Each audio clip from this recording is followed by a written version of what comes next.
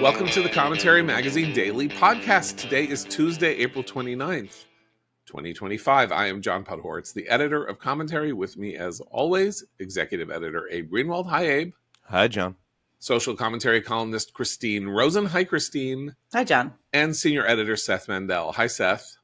Hi, John. We're going to have a special show this Friday, a commentary mailbag show. We will answer your listener questions or your viewer questions if you are watching us on YouTube. So please email us your questions at podcast@commentary.org. That's podcast@commentary.org. And we'll see how many we can get through on this coming Friday. Probably one of those questions will involve the results of the Canadian election last night. If you recall, 2-3 months ago when Justin Trudeau stepped down as head of the Liberals in Canada, the Conservatives were up by 25 points in the polling in Canada. And not only did they lose, but Pierre Poilievre, the leader of the Conservatives, lost his own seat in the election.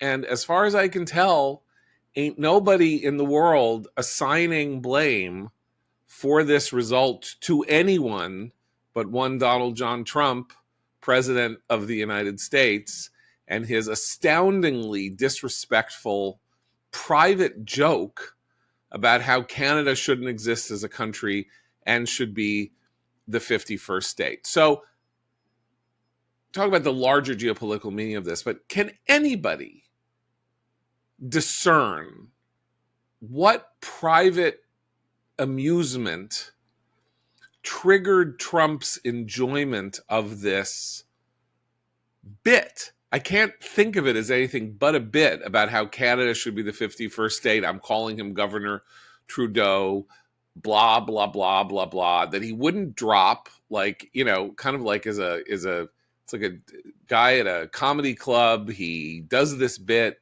it bombs, and I think he decides that he's just going to keep going with it until he can force his audience to find it funny. I don't understand the geopolitical meaning of it. I don't understand the purpose of it.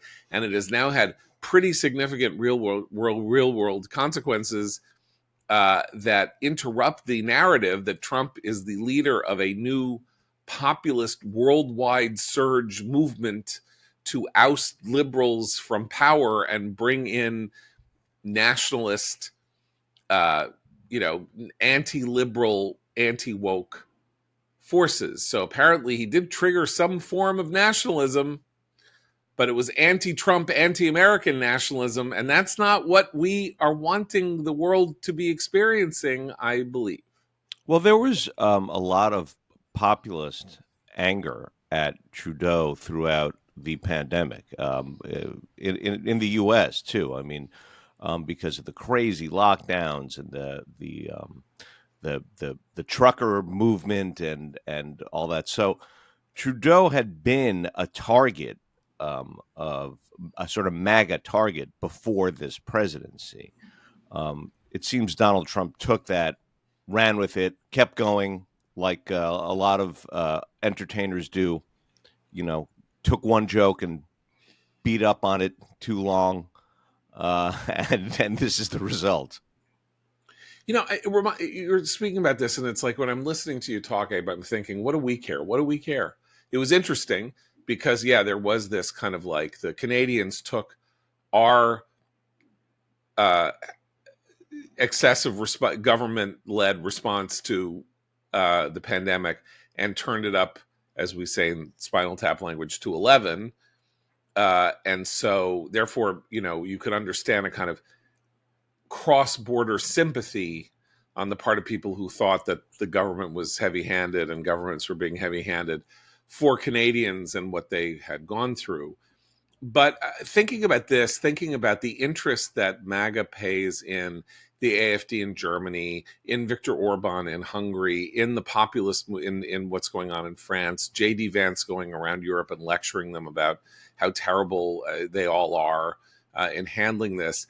I had this weird moment just now where I thought, MAGA seems to be trying to emulate the idea of international communism, or a kind of right-wing omni-cause effect in the first half of the 20th century, where, or even, through until, let's say, the late 70s or something like that, in which leftists in general, looking internationally, felt some kind of commonality with leftist movements all over the world, about which, with whom we had literally no common cause or particular connection.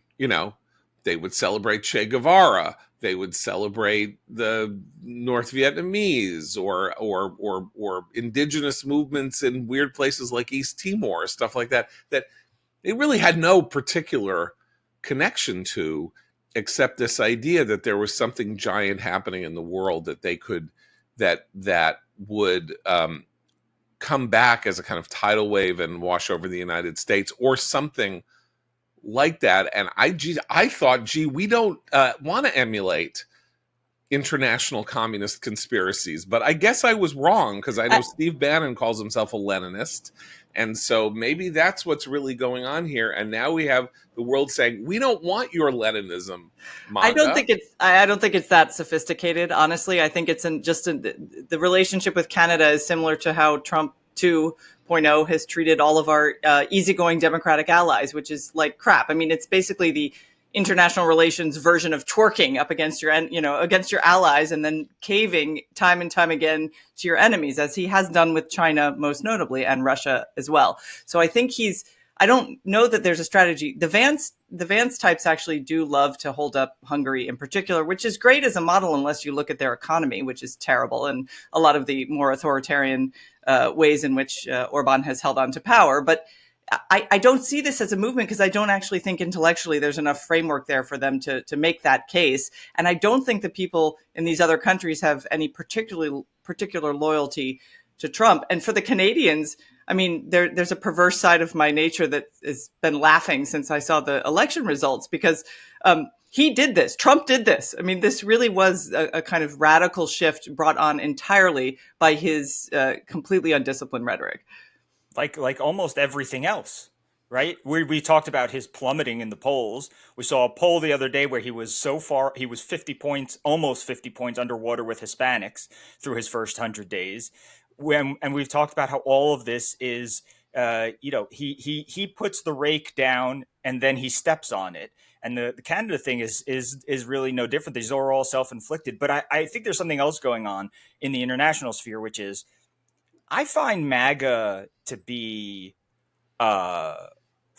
leading from behind, but really more following than leading. And I think that they tend to want to emulate winners, right? They're like very strong horse associated. They look abroad and they see that social conservatives in Hungary have achieved something, right? They have more or less brought the universities to heel. They have more or less occupied the cultural space, the natural cultural space, all this. And they try to emulate it. There was a period of time where NatCons, national conservatives, would talk a lot about Israel as a model. Why? Because they liked the idea of a nation state for a people, and their nationalism, they thought, was Israel was supposedly evidence that their nationalism, was not a relic of the past.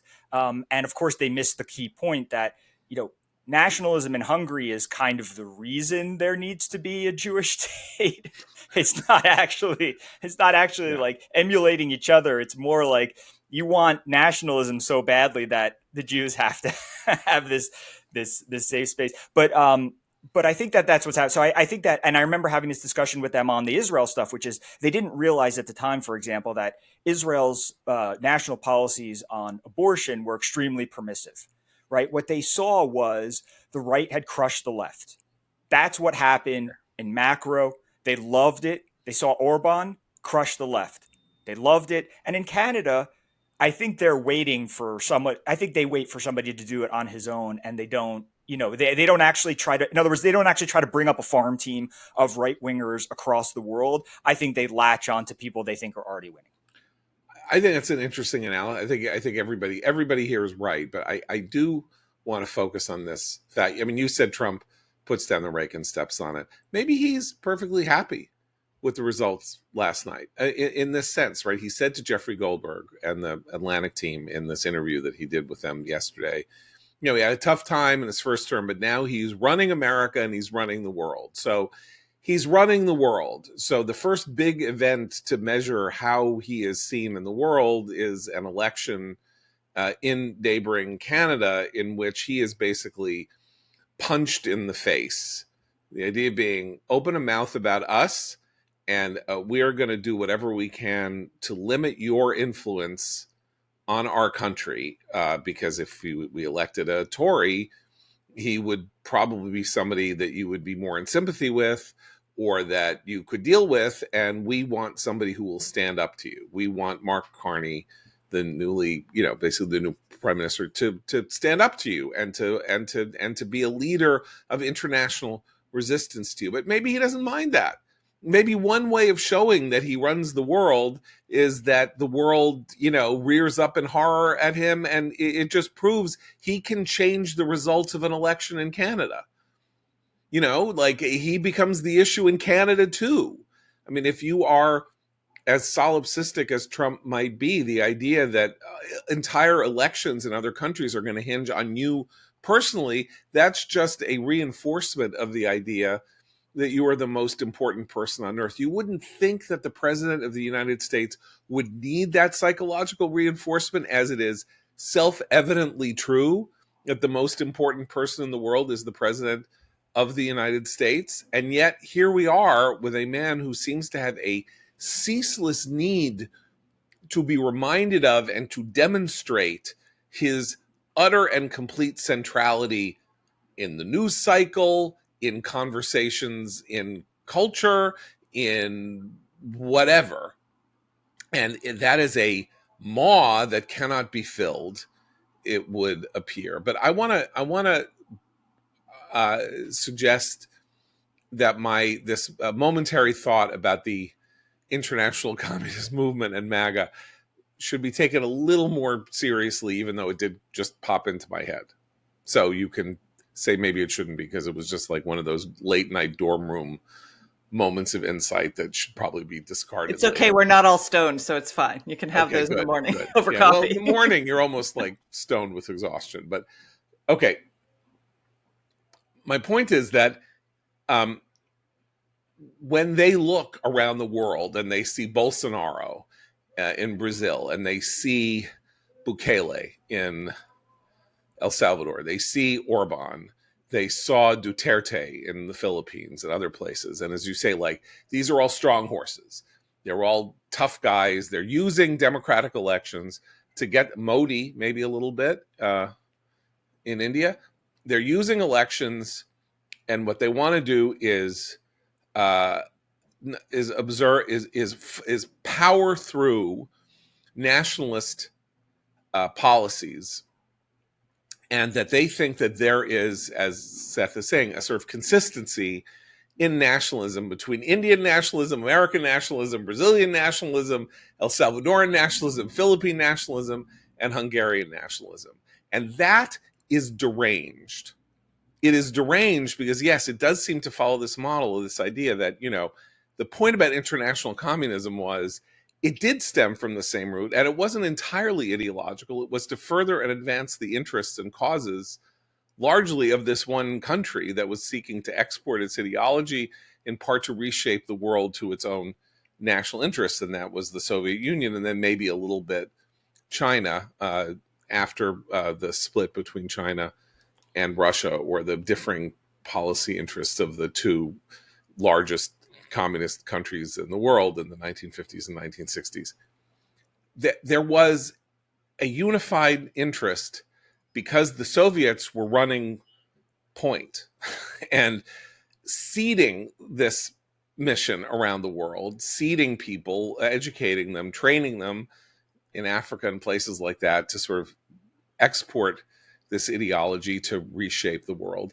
And nationalism is almost exactly the opposite of that, right? It's the encouragement of internal ideas about blood and soil in the specific countries in which you lead, and they're all going to have completely inimical interests over time.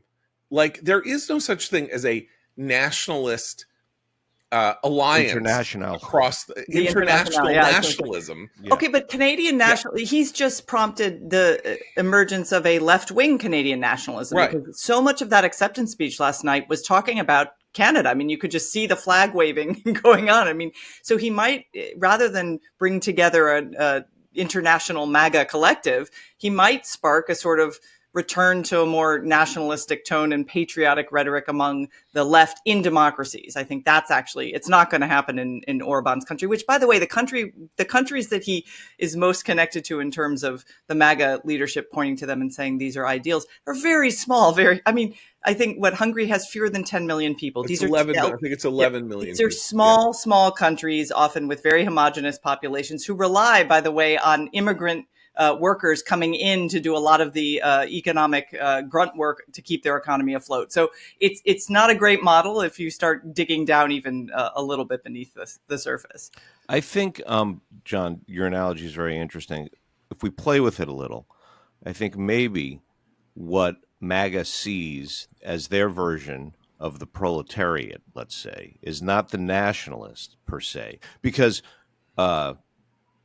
you could argue very convincingly that Ukraine, for example, is soldiering on in this battle, this nationalist fight for its people, for its nation, and they hate Ukraine.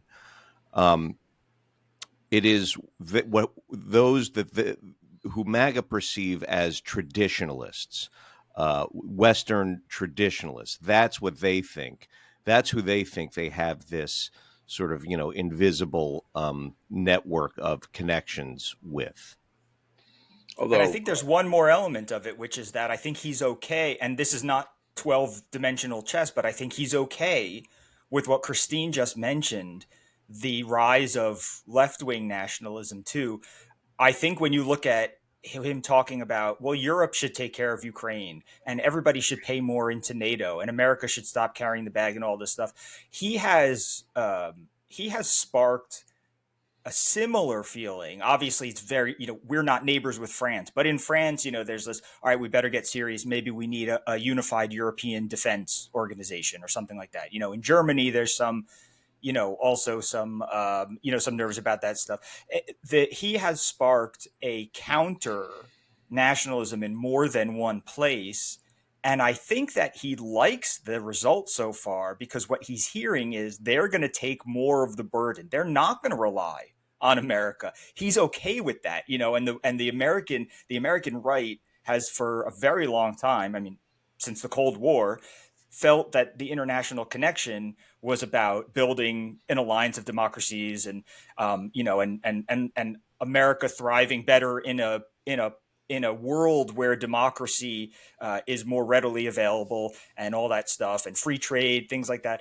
And he sort of turned that all on his head, where he's like, everybody should either hate me or love me, but no one should just follow us and be indifferent to us. Everybody should emerge with their own like individual personality, and whether it's pro or con Trump, he sort of gets what he wants.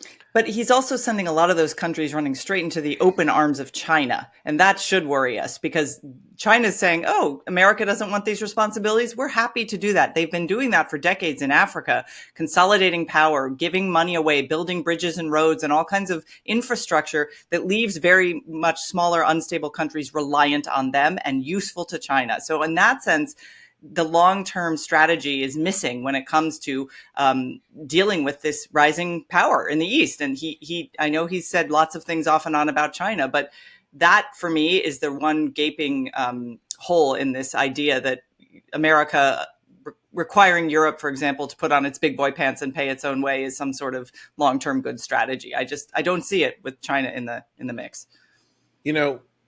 Not only did I get this, a flash of dorm room inspiration about MAGA and the international communist movement, Seth, you just triggered another dorm room insight, which is, so Trump's like, we don't want to lead, right? We don't want Europe, you do it. Like, you do it. We're going to restrain her. All we do is get in trouble. We go to war. We get in trouble, and all of this. So he's just Obama. Trump is Obama. Follow the logic here. What did Obama say? American exceptionalism. Well, we feel like we're exceptional. The Greeks feel like they're. Every country thinks it's exceptional. So there is no such thing as American exceptionalism, which of course isn't what American exceptionalism as a theory is about, but nonetheless that is. And who led from behind?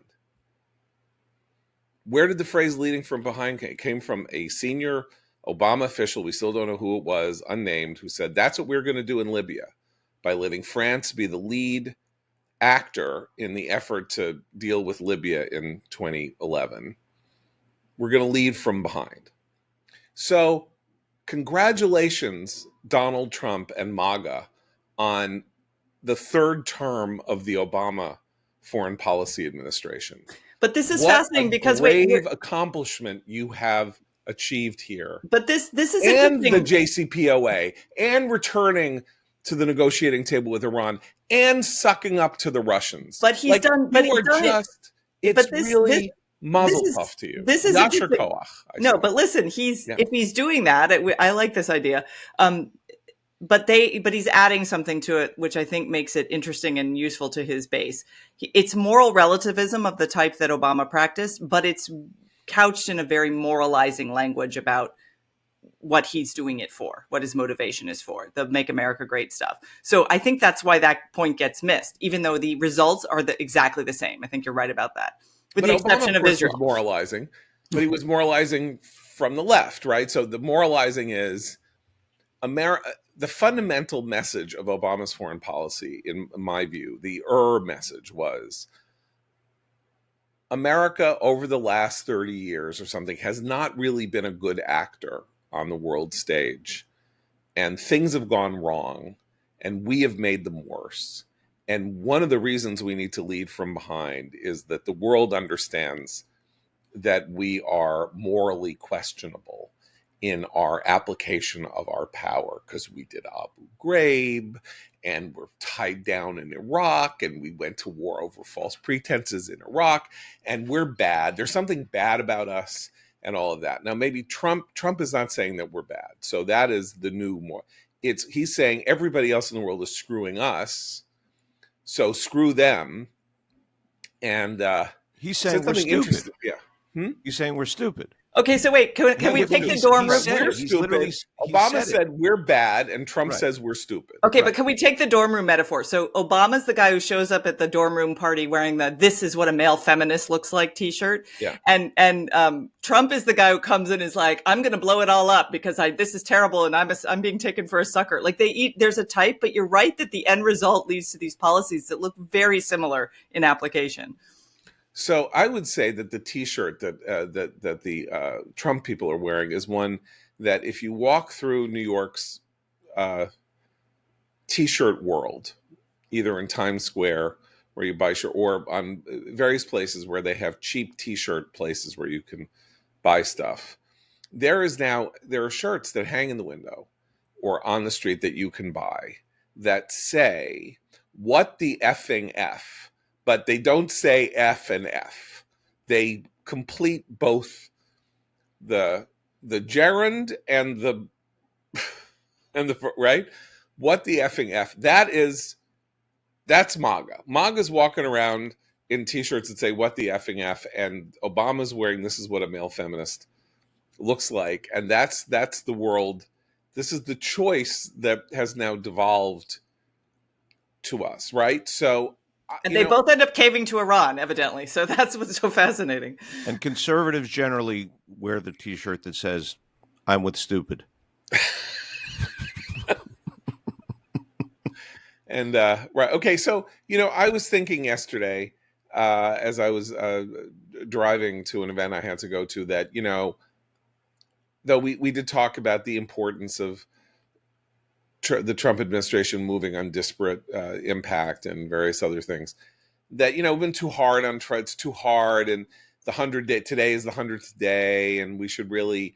Brit Hume said something interesting last night, which is we've never seen any administration in our lifetimes come out of the paddock as energetically and on so many fronts as this administration, and that it's a new model. And even if the results prove problematic, something very interesting and new has happened here. And I thought, well, maybe this is really worth having a conversation about. And then came the results in Canada, and then came news that Trump is extending the deadline on the peace talks with Iran for another 3 weeks. And then came, I don't know what else, a couple of other things that happened. And I thought, no, I'm sorry. I would really like to be able to issue a report card that said, there's all this stuff on the positive side of the ledger, and there's all this stuff. And you know what? We'll see how it goes.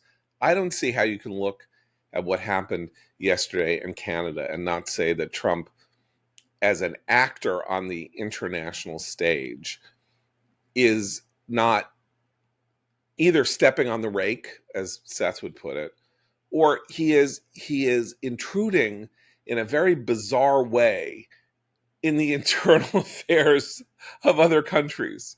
That I know that's a sort of thing that people talk about, but I mean, if you don't want entangling alliances, you want to be like George Washington in his farewell address and say we need to beware of entangling alliances.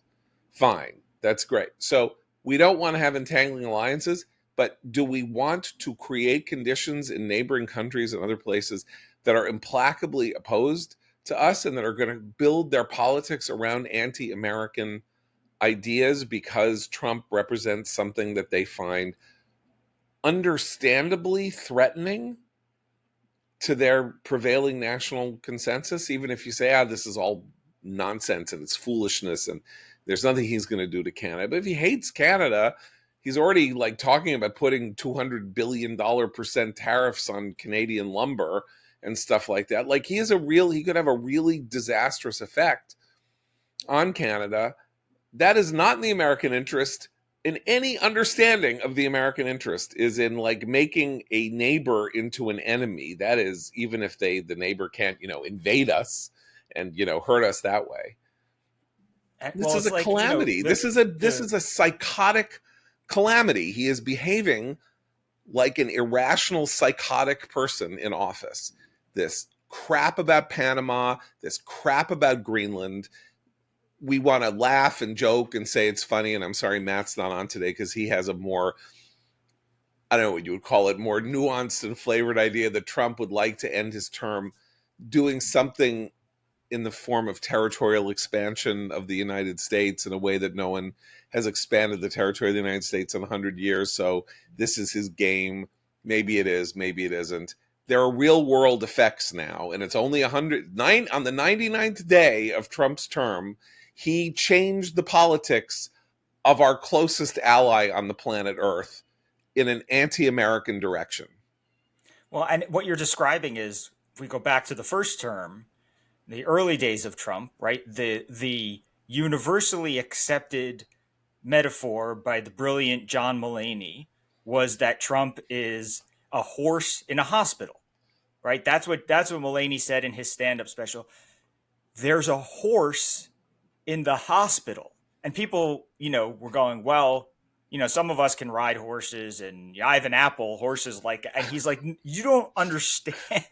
There's a horse in a hospital. Yeah. That's what you're describing. You have unleashed something that nobody actually knows how to contain. But he's not. And nobody actually knows where this is going to go, but it's going to obviously be destructive. But look, the horse in the hospital metaphor was so fantastic because, of course, the horse didn't know what the horse was doing either, right? The horse is a horse. It just got through the doors, and then it's just being a horse, which is it weighs 2,000 pounds, and it's kicking, it's kicking in the ICU, and, you try to give it an apple, but then it, kicks you in the head. It's a horse. He knew what he was doing. This Canada thing is conscious, deliberate, and I don't think his purpose was to end up with the Liberals back in power. I don't think he had a particular purpose, except what he wanted to do was take some kind of a pin and just prick the back of the neck of every Canadian, 40 million Canadian, just like stick it, like just stick it in the back of the neck, just like every, and intermittently. So you didn't know if it was coming or not. And he wouldn't drop it. And the polling is changing in Canada. And somebody might have said, you know what, you better drop it because like you're going to get Carney elected. So let's just drop it. And he couldn't drop it because he didn't want to drop it because he wanted to see what was going to happen with this game that he is playing. Similarly to what happened in Greenland when he sends Vance and his son and, I don't know, and the cook and whatever, and nobody even wants to meet Usha Vance in the town of Nuuk, now that we all know that the name of the capital of Greenland is Nuuk. Nobody wanted to come out. Maybe Greenland would, under other circumstances, might want to become part of the United States. Like if we went there and said, here, we're going to give you $1 billion, we're going to buy you for $100 billion, and everybody in Greenland, like in the movie Local Hero, is going to get a $10 million payout to become part of the United States, maybe they would have liked it. You know what I mean? He didn't make an offer. Make an offer to Denmark, whatever, give them $100 billion and then spread all this money around Nuuk and then we can buy Greenland. He didn't do that. Greenland's like, I don't want to become part of America. Why not? Why not? Because of him. Who would want to be part of this country if he's the guy who's buying you? Because then he'll stiff you like he stiffs his lawyers. The thing about Trump, though, and I think it's important to remember this at the 100-day mark, nothing lasts. Absolutely nothing lasts. The first 10 days were great. I mean, and like if you look at the first 10 days, for him that was 100 days. He should have been like, if he were assessed at the 10-day mark as the sort of usual marker of what's going to frame a presidency, it would have looked entirely different. I suspect the 200-day mark will look much different from the 100-day mark. Nothing. But I'm going to say it's going to look worse. Here's what I'm going to say. It may or may not, but let me just say nothing lasts, including the tariffs, including the war on Canada, including the war on Greenland. He can go back and forth and change and divert at any time, and I'm sure he will. Here's why I think it's going to be worse. Here's how he talks about the most catchphrase, John. You didn't deploy the catchphrase. It's worse than that. Thank you. Let's go to the things that really matter. Because it's bad. What I said about Canada is bad. But the world is not going to hinge on how Canadian voters feel about the choice between Pierre Poilievre and Mark Carney. Whatever. Ukraine, Iran, Russia, Houthis, Israel, and Gaza. So here's the situation. Trump yesterday said Putin issued a statement. Russia issued a statement saying, everything that you've asked us for, the United States, we are not going to do. Here's how we get peace. Ukraine concedes every single inch of territory that we have taken and some besides, and then maybe we'll stop bombing them.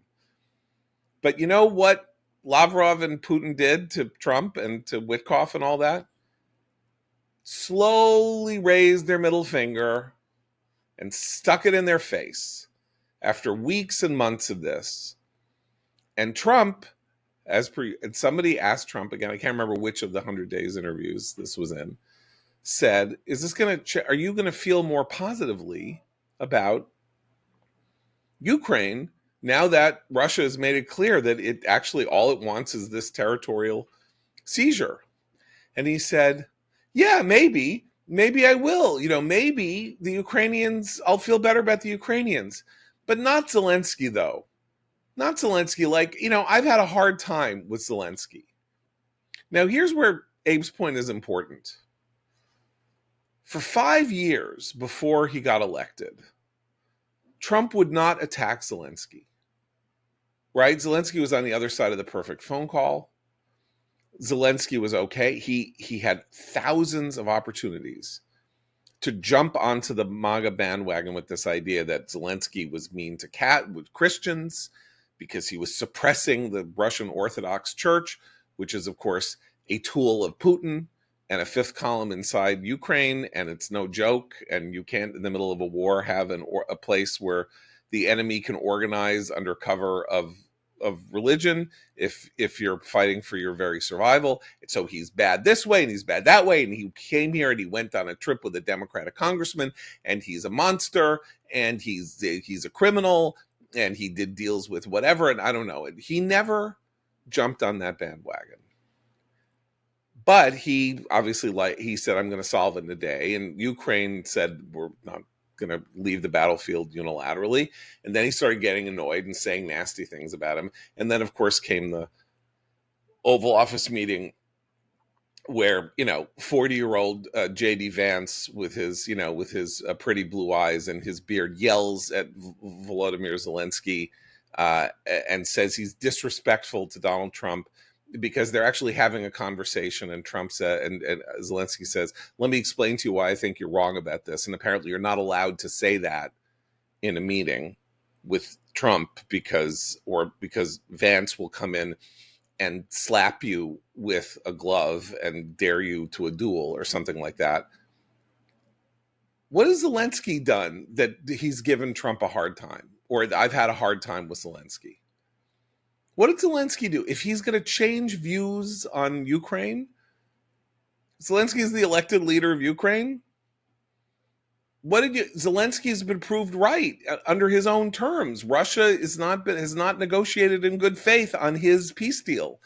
He should be mad at Russia, but he wants to have this enemy. And so whatever that is, it's not serious. But this is the weakness of Trump's strategy. It was there in the first term. It's resurfaced again in the second, about his personalization of power. He likes the strong man. He likes to seem strong himself. But the different, I was reading, I think it was in the Wall Street Journal, gathering a lot of opinions about the 100 days. And someone pointed out the contrast between being an old school conservative like we are and a populist. And that was between when it comes to geopolitics. And that's the difference between Ronald Reagan saying, Mr. Gorbachev, tear down this wall, and Donald Trump on Truth Social pleading, Vladimir, stop. One is a leader and the other is not. And I think one is Reagan understood the existential risk of communism spreading. And I don't think Trump understands the power dynamic in the same way. He sees everything through this lens of personal connection, and obviously through a personal offense. And that really does color his judgment. It also leads to exactly what Abe was pointing out. He'll change his mind if he's at the Pope's funeral and he has a nice chat with Zelensky, then maybe he feels a little more kindly towards him. But that has nothing to do with the larger existential questions of America's leadership role in the world. Okay, so that's Russia and Ukraine. Also, the vice president killed the Pope. We haven't even gotten to the Pope. that. He broke the championship trophy. He killed the Pope. I was trying to think of who, maybe he could have a meeting with Peter Beinart and we could see what happens then. Anyway, let me just move on now to Iran. So Iran, they're having this nuclear negotiation with Iran, and we keep hearing that the terms of the nuclear negotiation, again, Obama 3, are about regressing the refined nuclear materials to 3.67%, which was what the term was that allowed us to provide Iran with $150 billion in cash pallets after the deal was struck. Now, we aren't going to be giving them money in that way, but here we are negotiating that. And Trump wants those negotiations to continue. Why? Let me ask you this question. Why do you want to negotiate with this country? Two things happened this weekend. One thing happened this weekend. There are two possibles, right? Two possible reasons. One of which is the port blew up, and the Iranians did it because they stink, and they left the flammable material next to the, everything blew up because of Iranian incompetence and malfeasance. And this is a country, as we talked about yesterday, that if this is how it's handling things, is in a state of degradation, and we should be jumping on its degradation and playing games to see that that its power continues to degrade, right? Or the Israelis did it, in which case the Israelis are signaling to the United States that they can act with impunity in Iran to degrade Iran's power. And they are working at it, they're doing it, they're this, they're that, the other thing. And so if we wanted to jump in and help destroy the nuclear facilities, it's very low cost to the United States. Because look at what this one little pissant country with 9 million people 1,000 miles away from Tehran can do. It's got total operational power inside this country of 85 million people, or however many people, I can't even remember how many people live in Iran, with nuclear weapons and the first world economy and all, not a first world economy, like with this huge export market in oil and all that. And we're not taking any advantage of it. We're going to continue negotiating over some idiot peace deal with this regime whose leaders are 211 years old and that everyone in Iran hates and that Israel seems to have as a puppet on a string. So that's Iran. So then we got Russia, we got Iran. I don't know what else we have. I mean, it's just, what the hell? It's 100 days and he's screwing everything up. And I'm sorry, I wish I didn't feel this way because he's pretty good on Israel. But you know what? 45% of Americans, according to Marist this morning, are giving the Trump administration an F. 8 years ago, at this point in 100 days, they gave the administration, 32% of people gave Trump an F. And the number from that Marist poll that should concern both Trump and Republicans is that the independents that he got a lot of in this reelection, more than half of them are now grading him a D or an F. So that's actually those are the people who will decide the next few elections. Right. Well, Speaking of what the effing F. Right. Well, Harris won independents by 3. So it's not like he won the independents by 16 and now he needs them in that he can't have them as antagonists and opponents. Some of the numbers in this polling are staggering and suggest once again that the American people have a weirdly more flavored opinion on complicated matters than we ever give them credit for being, because we think they're all stupid and watching TikTok and taking fentanyl and getting plastic surgery or whatever. We don't all think that. Who thinks that? You know what I'm saying. I'm saying. He's making the same mistake that Kamala Harris made in her election campaign, which is thinking she knows better what the American people need and want than they themselves, standing in front of her going, we don't want this. They like closing the border, right? The large majorities like closing the border. Shockingly small numbers like deportation. Like on some of these cases, there are specific things in the deportation model that I would have thought would have been more popular, like deporting anti-American people who yell at Israel They like rallies, the deportation of criminals. They like the deportation of criminals. That's the one thing. But what I'm saying, right? So that's why I say it's flavored. Like they like the deportation of criminals, and they like the closing of the border. They don't like Abrego. They don't like the deportation of Abrego Garcia. They don't like deporting. I guess they don't really like deporting Mahmoud Khalil based on its poll said 17% favor the deportation of people who speak up against America at rallies. But that's a misleading question. That's not the question. I know it's not the question, but the very fact that the question can be asked and the number is so small, means that he has not convinced the American people. What they want is the Mexican border to be closed. What we like, a lot of what we like, which is using this as a means of getting out people from this country who are, making life on campus a living hell and exporting these ideas beyond our shores and all of that. Ask the American people, that's not their, remember, 70% of Americans don't have a BA. I was just going to say they don't care. Yeah, that the elite cares about the college campuses because it's where they came from and where their kids go. But the rest of America, it's not their most important. And they're like, well, don't even ask me this question. I don't, whatever. People should be able to say whatever they want to say. That's the American. It's like, what do you mean they can't say what they want to say? I'm saying, but if they said, but my point, if they just said, do you support deporting foreign internationals who are aligned with and promote U.S. designated terrorist organizations, that would get a big result. Yeah. I think that's right. But I'm just saying these are less open and shut than we think. And we thought, and I think they thought, like the caravans in 2018 and other things, that highlighting individual cases of bad actors would redound to their benefit. And it seems actually to be activating the opposition and not particularly juicing their support. Well, I think it all makes Trump look it makes the deportation efforts look stumbling and bumbling because there are constant fights, there are constant stays, there are constant questions about did he violate this judge's order, did he not? Right. Was this person did they receive the process that they were supposed to receive? Did they not?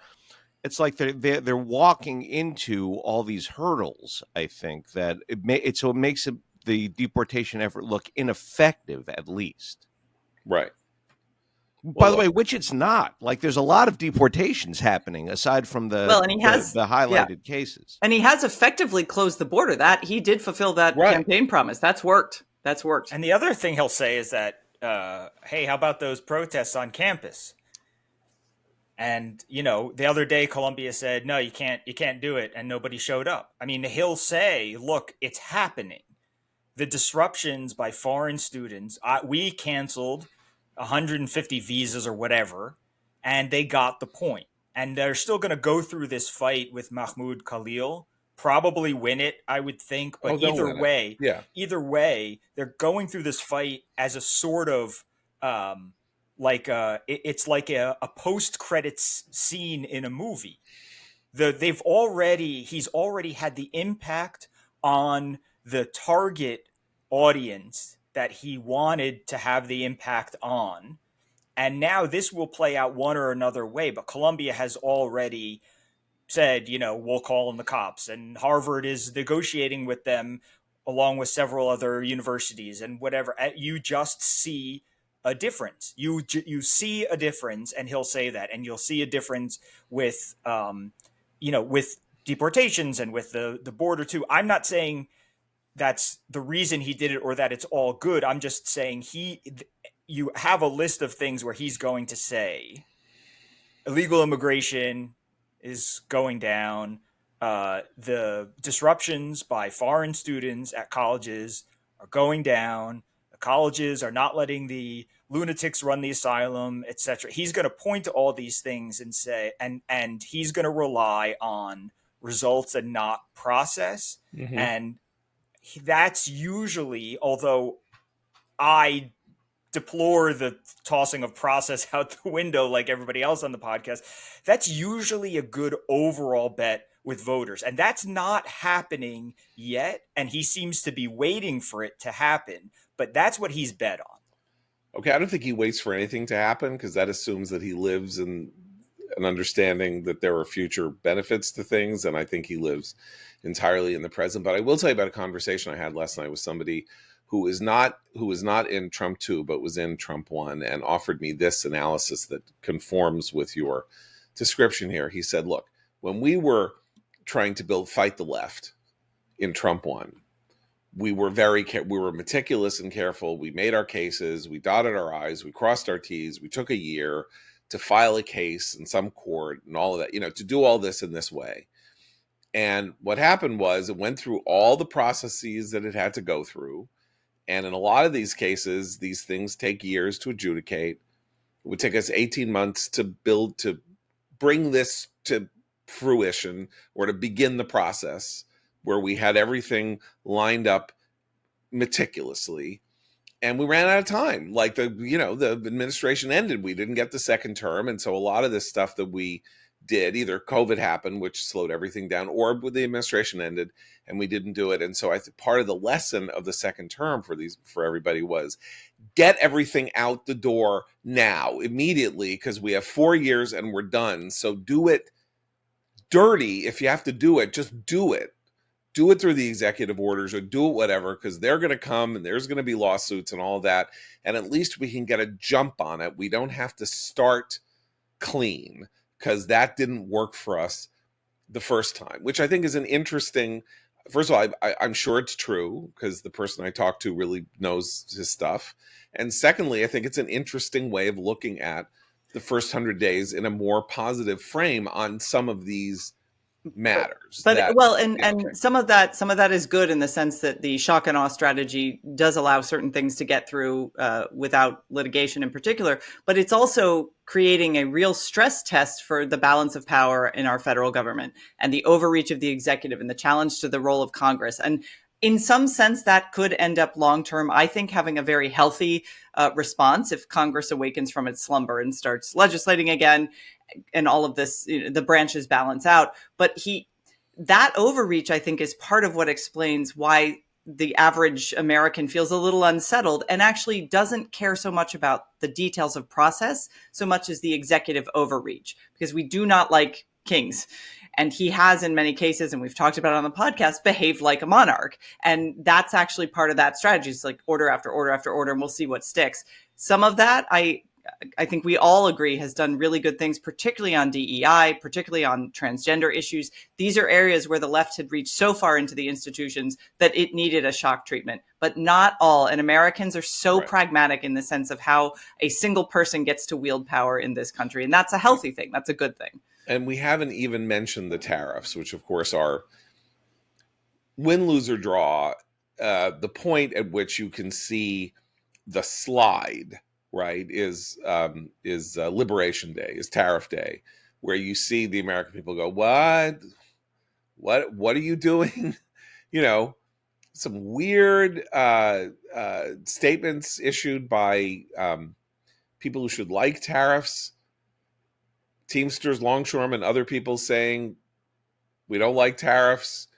We've got, now we have this whole idea that now automobiles are going to be exempt from tariffs, which sounds smart as a matter of macroeconomics, since of course that's, I don't know, it's the largest single industry in the in cash terms in the United States.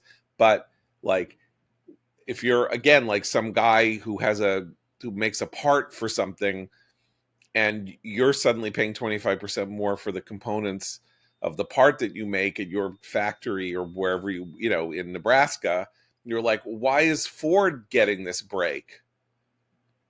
Like, what is this? Are we now back in the world in which big business gets everything it wants? And then a guy with 42 employees, I'm going to have to lay off 20 of them because I can't afford the materials that I need to do what I do. Like, that is bad politics.